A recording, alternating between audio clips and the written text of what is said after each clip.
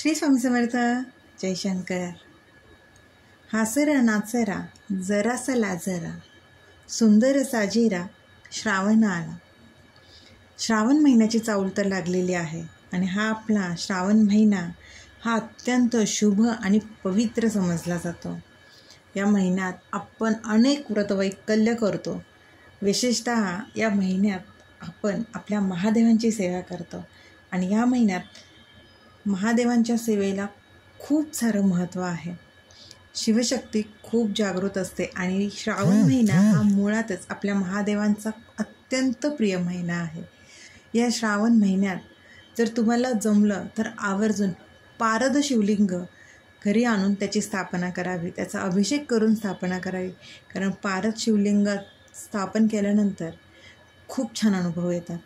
मी स्वतःही पारद शिवलिंग स्थापन केलं ना, त्यानंतर एक वेगळीच अनुभूती नक्कीच येत असते. त्यामुळे पारद शिवलिंग ज्यांना जमत असेल ना, त्यांनी ह्या दिवसात नक्कीच पारद शिवलिंग आपल्या घरी आणून त्याची स्थापना करावी. या महिन्यातील प्रत्येक दिवसाला महत्त्व आहे. या महिन्यातील प्रत्येक दिवसाला कुठल्या ना कुठले पूजन हे केलेच जात असते. आणि श्रावण महिना आपल्या शिव उपासनेसाठी ओळखला तर जातोच, महादेवांचा अत्यंत आवडता महिना म्हणून. आणि महादेवांचे जे भक्त आहेत, ते शिव उपासक आहेत, ते या महिन्याची खूप आतुरतेने वाट बघत असतात. आपल्या महादेवांची या महिन्यात आपण कशी पूजा करू शकतो, काय उपासना करू शकतो, कुठली मंत्र साधना जी आपल्या महादेवांची आहे, जी साध्या सोप्या पद्धतीने आपण करू शकतो, किंवा कुठला हा साधा सोपा मंत्र आहे ज्याचा आपण मंत्रपाठ करू शकतो. महादेवांचा पंचाक्षरी मंत्र म्हणजेच ओम नमः शिवाय हा पुरुषांनी करावा आणि स्त्रियांनी नमः शिवाय या मंत्राचा जप करावा. महादेवांना सोमवारी कच्च्या दुधाचा अभिषेक किंवा साध्या पाण्याचा अभिषेक करावा. आपल्या महादेवांना बेलपत्र अत्यंत प्रिय आहे. जेवढं जास्त बेलपत्र महादेवांना वाहता येत असेल तेवढं जास्त बेलपत्र व्हावे. जर नाही जमलं तर एकच बेलपत्र, पण ते अत्यंत व्यवस्थित न तुटलेलं, कुठल्याही पानाला असं तडा गेलेलं किंवा ते अर्धवट तुटलेलं असं बेलपत्र वाहू नये. शिवाय बेलपत्राला गाठही नसावे. जर ते बेलपत्र वाहताना त्याला जर गाठ असेल ना, तर तसं बेलपत्र वाहिल्याने आपल्याला दोष लागला जातो, असं शिव उपासनेमध्ये सांगितले गेलेलं आहे. त्यामुळे महादेवांना त्यांच्या आवडीचं बेलपत्र नक्कीच व्हावं. तसंच महादेवांना पांढरी फुलं या दिवशी आवर्जून व्हावी. कारण का महादेव हे अत्यंत साधे आहे आणि श्वेत वर्ण म्हणजेच पांढरा रंग त्यांना आवडतो. ह्या भोळ्या शंकराला खूप काही असं वाहण्याची गरज नाही. साधं धोत्र्याच्या फुलानेही ते प्रसन्न होतात, धोत्र्याच्या फळाचं अर्पण केल्यानेही ते प्रसन्न होतात. या श्रावण महिन्यात महादेवांची सगळ्यात आवडती सेवा रुद्रपठण या रुद्राभिषेक याचे महत्त्व फार मोठे आहे. हे का करावे तर आपल्या आरोग्यप्राप्तीसाठी, यशप्राप्तीसाठी, आपल्या महादेवांचा कृपा आशीर्वाद मिळण्यासाठी, आपल्या मनःशांतीसाठी हे आपल्या घरामध्ये, आपल्या वास्तूमध्ये नक्कीच करावे.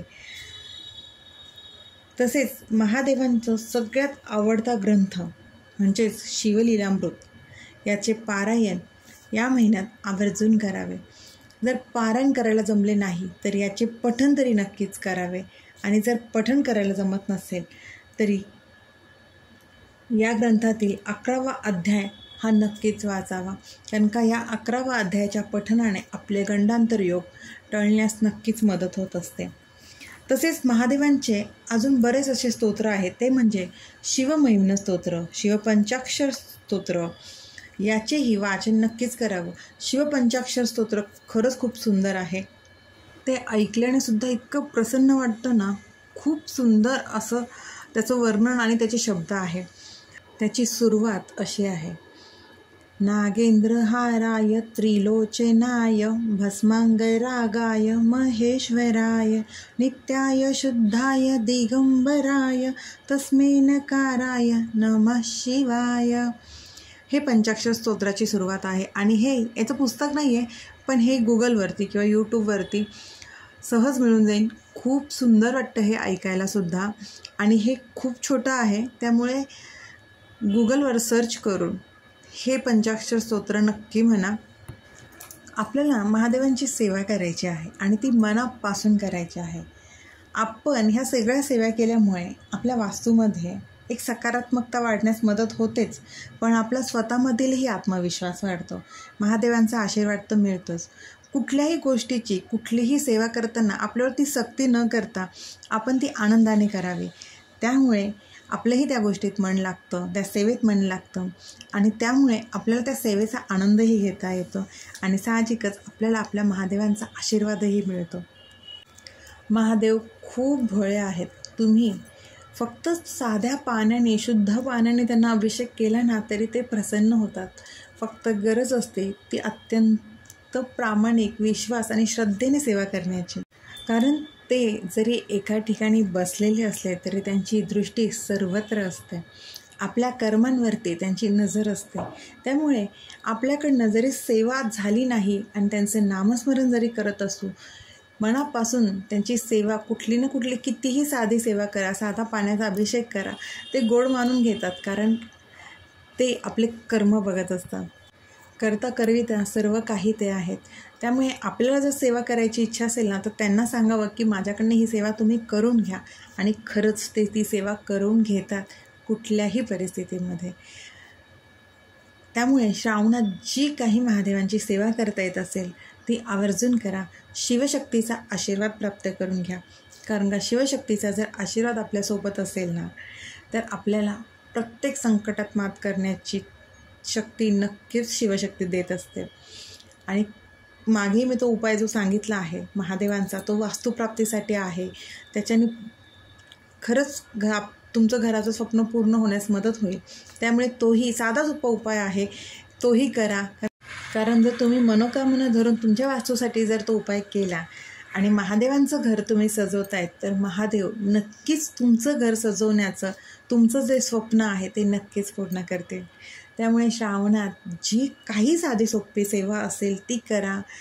महादेवांचं मंत्र जप करा किंवा महादेवाला साध्या पाण्याने अभिषेक करा किंवा साधं एक बिल्वपत्र वाहा. महादेव नक्कीच प्रसन्न होतात. आपल्या सेवेसोबत नेहमीच आपले कष्ट, कर्म प्रामाणिकच असायला हवेत आणि आपलं मनही तितकं स्वच्छच असायला हवं. त्यामुळे सेवा करा, सेवेचा अनुभव घ्या आणि शिवशक्तीचा कृपा आशीर्वाद प्राप्त करून घ्या. कैलास राना शिवचंद्रमोळी, फणींद्रनाथा मुकुटी जळाळी, कारुण्य सिंधू भवदुःखहारी, तुझवीन शंभो मज कोण तारी, तुझवीन शंभो मज कोण तारी. श्री स्वामी समर्थ. अशक्य ही शक्य करतील स्वामी, अशक्य ही शक्य करतील स्वामी.